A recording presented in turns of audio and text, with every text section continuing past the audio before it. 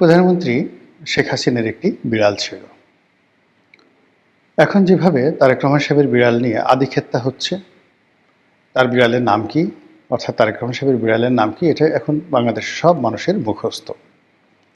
তো এই বিড়াল নিয়ে এই মুহূর্তে বাংলাদেশে যা কিছু হচ্ছে, শেখ হাসিনার জমানাতে তার বিড়ালটি নিয়ে ওইভাবে আদিক্ষেতা হতো না। তবে যারা শেখ হাসিনার অন্দরমহলে ঢুকতে পারতেন, তারা সবাই শেখ হাসিনার বিড়ালটিকে যথেষ্ট তোয়াজ এবং তদবির করতেন বলে আমি শুনেছি। আমি অবশ্য এভাবে দেখিনি, কিন্তু আমি শুনেছি। এবং সেই শোনার কারণে যখন আমি সংসদ সদস্য, ঠিক সেই সময়টিতে একটা লেখা লিখেছিলাম দৈনিক বাংলাদেশ প্রতিদিন পত্রিকাতে, একটি রাজকীয় বিড়ালের আর্তকাহিনী। মূলত শেখ হাসিনার বিড়ালটাকে উপলক্ষ করে সেই লেখাটি লেখা হয়েছিল। বোঝার চেষ্টা করুন, আপনি যদি আওয়ামী লীগ করেন, কিংবা শেখ হাসিনার আশেপাশের লোক হন, কিংবা স্বয়ং শেখ হাসিনা হন, ওই লেখা পড়ার সঙ্গে সঙ্গে 1 মিনিটে বুঝে যাবেন যে তাকে উদ্দেশ্য করে, অর্থাৎ বিড়ালকে উদ্দেশ্য করে এবং বিড়ালের মালিককে উদ্দেশ্য করে এই লেখা হয়েছিল। তো 2013 সনে বা 14 সনে যখন আমি সংসদ সদস্য ছিলাম, 14 সনে নয় 13 সনে, ঠিক সেই সময়টাতে শেখ হাসিনার বিড়ালকে সমালোচনা করে বা তার বিড়ালকে যারা তোয়াজ এবং তদবির করে তাদেরকে সমালোচনা করে লেখাটা এত সহজ ছিল না।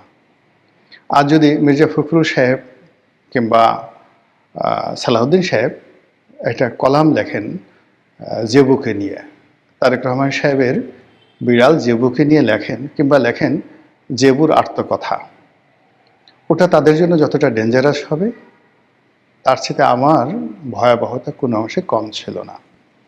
এর কারণ হলো যে এখন বিড়াল নিয়ে বাংলাদেশে যারা আদিক্ষেতা করছেন তারা বেশিরভাগই আমজনতা।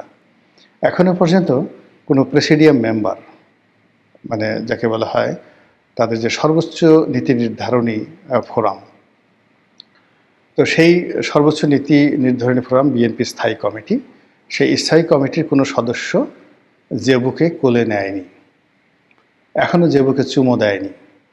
জেবু অর্থাৎ তারেক রহমান সাহেবের বিড়াল এখনও কোনো স্থায়ী কমিটির সদস্য বা সদস্যার কোলে উঠে প্রস্রাব করে দেয়নি। তো যখন শেখ হাসিনার জমানা, সেই জমানাতে আমি যে একটি বিড়ালের আত্মকাহিনী লিখেছিলাম, তো সেখানে ঠিক ঠাট্টা করে, স্যাটায়ার করে সেই কথাগুলো বলেছিলাম যে একজন মন্ত্রী আদর করে তাকে কোলে নিয়েছে, আর তিনি মানে শেখ হাসিনার বিড়াল, তিনি সেই আনন্দের আতিশয্যে তিনি প্রস্রাব করে দিয়েছেন, জল বিয়োগ করেছেন, যে এই মন্ত্রীটি সবচেয়ে বেয়াড়া মন্ত্রী আজ তাকে কোলে নিয়েছে, এই জন্য তিনি খুব আনন্দ পেয়েছেন।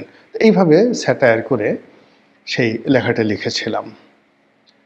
তো কাজেই সেই যে অতীতের অভ্যাস বা অতীতের যে বিদ্রোহ করার অভ্যাস, যে জিনিসগুলো দৃষ্টিকটু, সেই বিষয়গুলো নিয়ে আলোচনা করার যে অভ্যাস, সেটা এখন আমার কোনো অংশে কমেনি। তো কারণ এই যে এখন যা কিছু হচ্ছে জেবুকে নিয়ে, এটা আমার আসলে ভালো লাগছে না, কোনো অবস্থাতেই ভালো লাগছে না। একটা দেশ হিসেবে, একটা জাতি হিসেবে অপমান বোধ করছি। পৃথিবীর সব দেশই অনেকে যারা বিশেষ করে রাজা বাদশাহ এবং তাদের মধ্যে যাদের স্বৈরাচারী রাজা বাদশাহ, তাদের পোষা প্রাণী নিয়ে কেউ কেউ আগ্রহ দেখায়, কিন্তু আদিক্ষেতা দেখায় না। আপনি চিন্তা করুন, রাশিয়াতে একটা কুকুর রয়েছে ভ্লাদিমির পুতিনের, এবং সে কুকুরকে এতটা পছন্দ করে যে অনেক ছোট ছোট দেশে রাজা বাদশাহরা যখন তার সঙ্গে দেখা করতে যান, প্রেসিডেন্টরা দেখা করতে যান, তো তিনি দাঁড়িয়ে দাঁড়িয়ে তাদের সাথে কথা বলেন, একদিকে কথা বলেন, অন্যদিকে কুকুরকে বিস্কিট খাওয়ান, কুকুরের সাথে একটু কথা বলেন, এই যা চুপ, আর কথা নয়, তারপর আবার একটা বিস্কিট দেন, আবার মুখ ফিরিয়ে এই আরেকজন সেই যার সঙ্গে তিনি বৈঠক ডেকেছেন ক্রেমলিনে, তার সঙ্গে কথা বলেন। এরকম কিছু ভিডিও দৃশ্য আমরা দেখেছি। এবং ক্ষেত্র বিশেষে অনেক যাকে বলা হয় রাষ্ট্রপ্রধান, যাদের কুকুর ফোবিয়া রয়েছে, ডগ ফোবিয়া রয়েছে, কুকুর দেখলে ভীষণ রকম ভয় পায়, তো এরকম যাদের ডগ ফোবিয়া রয়েছে তাদের সামনে তিনি কুকুর এনে সেই রীতিমতো যে অভিনয় করেন, তাদেরকে যেভাবে ভয় দেখান, এটি এখন টক অফ দ্য কান্ট্রি রাশিয়াতে। তো এইরকম ঘটনা ঘটে। এর ফলে পুতিন, রাশিয়া সম্পর্কে যে নেতিবাচক চিন্তা সারা দুনিয়াতে, আমি চাই না যে আমাদের দেশের কোনো সরকার প্রধান, রাষ্ট্রপ্রধান কিংবা ধরুন আমাদের দেশের জনগণের, রাজনীতিবিদদের এরকম কুকুর বিড়াল সংক্রান্ত কোনো বদনাম সারা দুনিয়াতে ছড়িয়ে পড়ুক। এমনি আমাদের আসলে কিছু নেই, গর্ব করার মতো তেমন কিছু নেই, সারা দুনিয়াতে পরিচয় দেওয়ার মতো কেমন কিছু নেই। তো সেখানে যদি সারা দুনিয়াতে আমরা সেই একটি জেবু নামক বিড়ালের দ্বারা পরিচিত হই এবং সেটি যদি আমাদের শিরোনাম হয়, এটা আর যা হোক না কেন কোনো অবস্থা আমাদের জন্য মর্যাদাকর নয়। আমাদের পাসপোর্টের মান কমে গেছে, আমাদের যে ভিসা পাওয়ার যে রেট বিশ্বের বিভিন্ন দেশ থেকে, এটি মারাত্মক আকার ধারণ করেছে এবং আমাদের যে অর্থনৈতিক অবস্থা এত খারাপ পর্যায়ে চলে গিয়েছে। তো সেখানে যদি কদিন পরে এমন খবর আসে যে তারেক রহমান সাহেবের বিড়াল জেবু তিনি বাংলাদেশের কোনো খাবার খান না, তিনি ইংল্যান্ডের তৈরি করা ক্যাট ফুড, বিড়ালের যে খাবার, এক্সট্রাঅর্ডিনারি খাবার এবং সবচেয়ে দামি যে ক্যাট ফুড, যেটা স্যামন্ট মাছ দিয়ে তৈরি করা হয় বা ক্যাভিয়ার দিয়ে তৈরি করা হয়, তো এই ধরনের খাবার ওই বিড়াল খায়। তো এরকম একটা খবর যদি চলে আসে এবং এরকম একটা খবর জাস্ট দেখা গেল যে বিএনপি বিরোধী যারা শক্তি তারাই প্রচার করে দিল যে বাংলাদেশের মানুষ যেখানে খেতে পায় না, যেখানে বাংলাদেশের মানুষ দুবেলা মুখে ভাত দিতে পারে না, সেখানে তারেক রহমান সাহেবের বিড়ালের খাওয়ার জন্য ক্যাট ফুড ইংল্যান্ড থেকে আনতে হয়।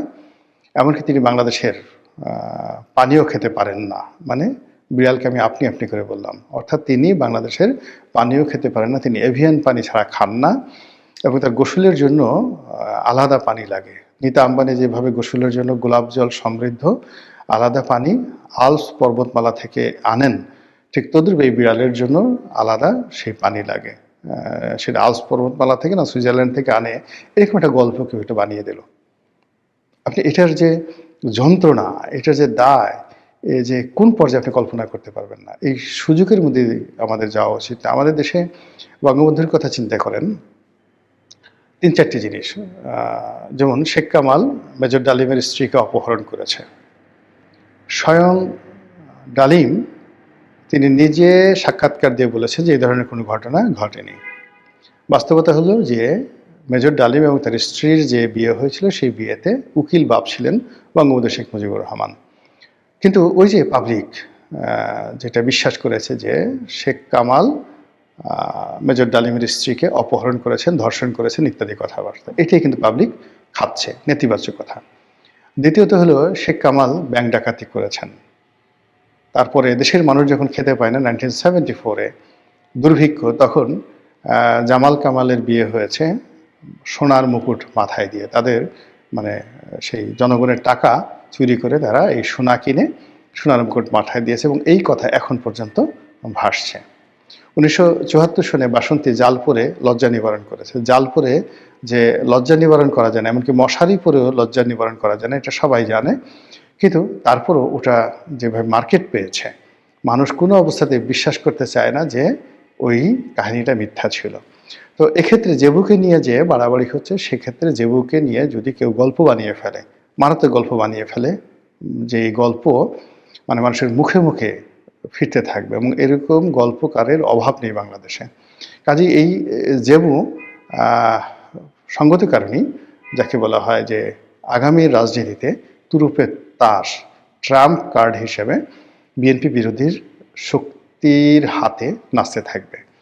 তো যেই কারণে আজকের এই শিরোনামটা দিয়েছি সেটা হলো শেখ হাসিনাও বিড়াল পুষতেন এবং শেখ হাসিনার আরও একটা অভ্যাস ছিল, তিনি বনসাই করতেন, অর্থাৎ বড় বড় গাছ ছোট ছোট করে যে রাখে, ছোট ছোট বটবৃক্ষ বানিয়ে রাখে, এগুলোকে বলা হয় বনসাই। তো বিড়াল যারা পোষেন আর বনসাই যারা তৈরি করেন, তাদের মধ্যে দুটো চরিত্র কাজ করে। তারা যে কোনো বড় মানুষকে ছোট বানানোর ক্ষেত্রে তারা ভীষণ রকম উস্তাদ। তাদের সামনে মাথা উঁচু করে যদি কেউ দাঁড়াতে চায়, বড় বড় কথা বলতে চায়, জ্ঞান গরিমা দেখাতে চায়, তাদেরকে কেটে ছেটে বনসাই বানিয়ে তারপরে ব্যালকনিতে রাখার যে কৌশল, এই মানুষগুলো খুব ভালো করে জানেন যারা বনসাই তৈরি করেন। এটা সাইকোলজিক্যাল ব্যাখ্যা। 2 নম্বর হলো বিড়াল। বিড়াল কারা পোষেন? যারা মানুষের সীমাহীন আনুগত্য পছন্দ করেন, আনকন্ডিশনাল যাকে বলা হয় অবিডিয়েন্সি। কথা বলা যাবে না, প্রশ্ন করা যাবে না, এমনকি মিউ মিউ করা যাবে না। এই ধরনের যারা মন মানসিকতা তারা সাধারণত বিড়াল পোষেন। ২ নম্বর হলো যে তারা তাদের আশেপাশে সব বিড়াল প্রকৃতির লোকজন তারা রাখতে পছন্দ করেন। তারা কোনো অবস্থাতেই ব্যক্তিত্বের দিক থেকে, জ্ঞান, শিক্ষা, দীক্ষা, মর্যাদার দিক থেকে তাদের সে শ্রেষ্ঠতর, তাদের থেকে শ্রেষ্ঠতর কেউ আছে এইরকম কোনো লোককে তাদের ধারের পাশে আশেপাশে ভিড়তে দেন না।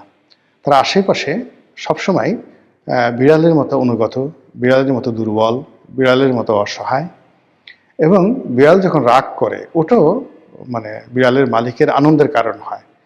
কারণ হলো সে যে রাগ করে সে আসলে কিছুই করতে পারবে না। সে জোরে একটা ম্যাও করছে, তার হাত বাড়িয়ে জোরে একটা খামচি দেওয়ার চেষ্টা করছে, মুখ ভ্যাংচাচ্ছে, ফিস ফিস করছে, খ্যাস খ্যাস করছে। কিন্তু মালিক যখন তাকে আচ্ছা মতো একটা লাঠি দিয়ে বাড়ি দিয়ে দেয়, অমনি সে পালিয়ে সেখান থেকে চলে যায়, আবার একটু পরে আবার মালিকের কাছে আসে। তো এই যে বিড়ালের যে চরিত্র, দীর্ঘদিন থাকতে থাকতে বিড়ালের যারা মালিক তারা এই ধরনের ক্যারেক্টারিস্টিক্সের মানুষ পছন্দ করে। কাজেই কোনো রাজা বাদশাহ যদি বিড়াল পছন্দ করে তখন তার আশেপাশে কোনো জ্ঞানী, গুণী, বুদ্ধিমান ব্যক্তির অবস্থান করাটা অসম্মানজনক হয়ে পড়ে। এর কারণ হলো তাদেরকে সবাই কিন্তু মিউ হিসেবে ডাকতে থাকে যে তুমি একটা মিউ। তো কাজে এখানে এই যে বিড়াল প্রীতি, যে কোনো বিড়াল প্রীতি, এটা যদি প্রকাশ্য হয়ে যায়, পাবলিক হয়ে যায়, এটা প্রাইভেট থাকলে কোনো অসুবিধা ছিল না, যেটা শেখ হাসিনার ছিল। ফলে তার আশেপাশে যারা লোকজন থাকবে, যে যত বেশি দাপট দেখাবে তাকে সবচেয়ে বড় বিড়াল, বড় মিউ, দ্য বিগ ক্যাট হিসেবে লোকজন কিন্তু ঠাট্টা মস্করা করবে, এবং এটাই চিরায়ত ঘটনা। আরেকটি সাইকোলজিক্যাল ব্যাখ্যা আছে যে মানুষ যখন এরকম বিড়াল পোষে বা ছোট ছোট কুকুর পোষে, এরা সাধারণত নিঃসঙ্গ, তাদের কোনো বন্ধু নেই, তারা কাউকে বিশ্বাস করে না, কাউকে ওইভাবে অন্তঃস্থল থেকে শ্রদ্ধা করে না। তো শ্রদ্ধা, বিশ্বাস, এই দুটো জিনিস যখন মানুষ হারিয়ে ফেলে তখন তাদের কাছে সঙ্গতের কারণে বিড়ালকে বা ছোট ছোট যে সকল ডগি রয়েছে, কুকুর রয়েছে, এগুলো তাদের কাছে খুব প্রিয় হয়ে যায় আর বন্ধুহীন। তারা কিছু কিছু কথা বলতে চায়, কিছু বিষয় শেয়ার করতে চায়, একা একা কথা বলে। এই লোকজন আছে, কিছু লোকজন রয়েছে, তারা করে কি, যেহেতু তাদের ওইরকম মনের কথা বলার কোনো বন্ধু নেই, তারা তখন এরকম পেট, এরকম গৃহপালিত পশুকে বেছে নেয়। তো তাদেরকে পিঠে হাত বুলায়, কথা বলে, তাদের সঙ্গে মনের কথা ভাব বিনিময় করে। এই জিনিসগুলো কিন্তু মনোবিজ্ঞানে এই জিনিসগুলো রয়েছে। তো সেই দিক থেকে কোনো রাজনৈতিক নেতার বিড়াল প্রীতি পাবলিকলি, এটা আর যাই হোক না কেন, ইতিবাচক কোনো বিষয় নয়। তো সেক্ষেত্রে এই বিড়ালটা জনাব তারেক রহমান সাহেবের বিড়াল নয়, এটা হলো বাস্তবতা। যেমন আমি বিড়াল পছন্দ করি না, একদম পছন্দ করি না, বিড়াল পছন্দ করি না, কিন্তু আমার বড় ছেলেটা প্রচণ্ড বিড়াল পছন্দ করে। এখন অনেক সময় দেখা গেল যে ছেলেকে খুশি করার জন্য আমাকে এই বিড়ালের কথা বলতে হয়, তো বিড়ালের দিকে একটু তাকাতে হয়, বিড়ালটা খেয়েছে কিনা এই কথাগুলো জিজ্ঞাসা করতে হয় একই পরিবারের মধ্যে। তো আমার কাছে মনে হচ্ছে তারেক রহমান সাহেবের ক্ষেত্রেও এরকম হতে পারতো, বা এরকম হতে পারে, বা এরকমই হওয়া উচিত যে ঠিক আছে, তার মেয়ে, বাচ্চা মেয়ে, সে বিড়াল পছন্দ করে, আমার মেয়েও বিড়াল পছন্দ করে। তো এই কারণে বললাম যে ছেলে মেয়ে, আমার এখন ছেলে দেশের বাইরে থাকে, তার তো অনেকগুলো 12টা বিড়াল আছে। তো 12টা বিড়াল আছে, কিন্তু ওই যে আমার ছেলে যে বিড়াল লালন পালন করে, আমি যে বিড়াল সম্পর্কে যে কথাগুলো বললাম সেটা আমার ছেলের ক্ষেত্রেও প্রযোজ্য। এমনকি আমার বাপ যদি এই বিড়াল পুষতেন, আমি বলতাম তার ক্ষেত্রে এটা প্রযোজ্য, এটা আমি একেবারে লিখে দিতে পারি। তো যাই হোক, এখন এটা যেহেতু জাইমা রহমানের বিড়াল, এটা তার একান্ত ব্যক্তিগত বিষয়। তো সেটা বাপ হিসেবে তিনি হয়তো সেই বিড়ালের প্রতি দায়িত্ব কর্তব্য পালন করেন, কিন্তু এটাকে তারেক রহমান সাহেবের বিড়াল বানানো, এটাকে তারেক রহমান সাহেবের বিড়াল হিসেবে সেলিব্রেট করা, এটি বিএনপির জন্য একটা আত্মঘাতীর সিদ্ধান্ত, এবং বিএনপির যারা লোকজন রয়েছেন তাদের জন্য এটি আত্মঘাতীর সিদ্ধান্ত। আপনারা জানেন যে সেই শেখ হাসিনার জমানাতে শেখ হাসিনা এই জিনিসগুলো জানতেন এবং বুঝতেন। বোঝার কারণে কি হতো যে তার যে বিড়াল, গণভবনে তার একটা বিড়াল ছিল, অসাধারণ সুন্দর বিড়াল ছিল। শেষ পর্যন্ত সেই বিড়ালটা ছিল কিনা জানি না, বিড়াল যদি থাকতো বোধহয় শেষ পর্যন্ত ছিল না, থাকলে তো এই যে গণভবন যখন আক্রমণ হলো তখন সেই বিড়ালটাও কিন্তু ধরা পড়তো এবং সেই বিড়ালের খোঁজখবর আসতো। এনিওয়ে, পরবর্তীতে সেটা হয়তো ছিল না, কিন্তু তার একটা বিড়াল ছিল। কিন্তু এটা দোতলা থেকে নিচতলায় আসতে পারতো না, একান্ত তার ব্যক্তিগত বিষয় ছিল। যে সকল মন্ত্রী, আমি কয়েকজনের নাম বলবো না এখন যেহেতু তারা সবাই জেলে আছে, তারা শেখ হাসিনাকে খুশি করার জন্য দোতলায় যেতেন, সেই বিড়াল কোলে নিতেন, চুমো দিতেন। কিন্তু এর ফলে তাদের যে ভাগ্যের উন্নয়ন হয়েছে আমার কাছে মনে হয় না। ফলে শেখ হাসিনা তার যে বিড়াল প্রীতি যেটা রয়েছে সেটাকে তিনি পাবলিকলি করেননি। ২ নম্বর হলো যে শেখ হাসিনার পুত্র জনাব সজীব ওয়াজেদ জয় তিনি কুকুর পোষেন। এটা দেখেন পিনাকির সে নানা রকম ব্যঙ্গ করে, ঠাট্টা করে, মশকরা করে কুকুরকে নিয়ে সজীব ওয়াজেদ জয়ের যে চরিত্র হননের চেষ্টা করেছে, এটা আওয়ামী লীগের যারা লোকজন যারা শুনেছে এমন ভাষায় সে কুকুরের সাথে যাকে বলা হয় জয়ের যে সম্পর্ক সেই সম্পর্কটিকে এমনভাবে ব্যঙ্গ করেছে ওটা আওয়ামী লীগের লোকজন শুনলে বমি করবে। কিন্তু দেখুন শেখ হাসিনা কিন্তু কখনোই জয়কে অ্যালাউ করেনি বঙ্গভবনে পাসপোর্ট করে বা গণভবনে পাসপোর্ট করে তার কুকুরটি নিয়ে আসার জন্য। জয় এমনও ঘটনা ঘটেছে ২ মাস ৩ মাসও বাংলাদেশে থেকেছেন, কিন্তু তিনি বাংলাদেশে কোনো কুকুর পুষেছেন বা আমেরিকা থেকে তার যে প্রিয় কুকুরটি সেটি বাংলাদেশে নিয়ে এসেছেন এই ধরনের একটা সিঙ্গেল ফটোগ্রাফ কিন্তু দেখাতে পারবেন না। এর অর্থ যে তিনি তার বিড়ালের ব্যাপারে, তার ছেলের কুকুরের ব্যাপারে তিনি যথেষ্ট সজাগ ছিলেন, সচেতন ছিলেন, ফলে ওটা পাবলিক হয়নি। অন্যদিকে বিএনপির যারা নেতৃবৃন্দ রয়েছেন তারা এই বিড়াল সংক্রান্ত, কুকুর সংক্রান্ত যে সাইকোলজি, সেই সাইকোলজি তারা বুঝতে পারেননি। না পারার কারণে তারা এটাকে প্রমোট করেছেন, বিড়ালকে প্রমোট করেছেন। প্রমোট করার পর এখন বিড়াল এই বাংলাদেশে সবচাইতে পাওয়ারফুল প্রাণীতে পরিণত হয়ে গেছে এই মুহূর্তে। বলা হচ্ছে যে বিড়ালের জন্য একটি ফেসবুক অ্যাকাউন্ট করা হয়েছে।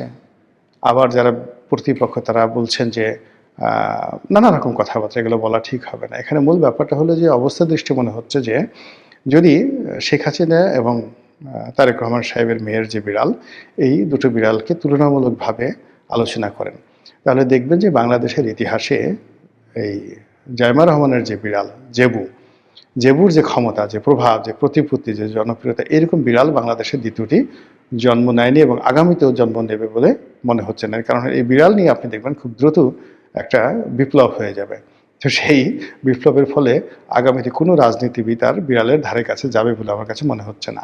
তো সেই দিক থেকে শেখ হাসিনার বিড়ালের আসলে অত ক্ষমতা ছিল না যে ক্ষমতাটা এখনকার বিড়ালের চলে এসেছে, এবং এই ক্ষমতার ধর বিড়াল আগামী রাজনীতিতে কতটা প্রভাব বিস্তার করে এবং রাজনীতির মেরুকরণে কতটা ভূমিকা পালন করে সেটি এখন দেখার